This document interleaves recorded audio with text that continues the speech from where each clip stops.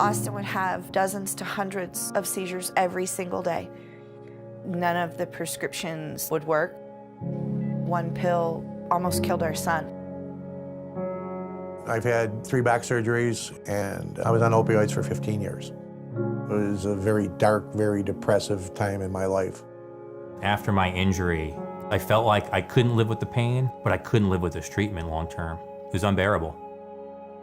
I don't have to live like that anymore.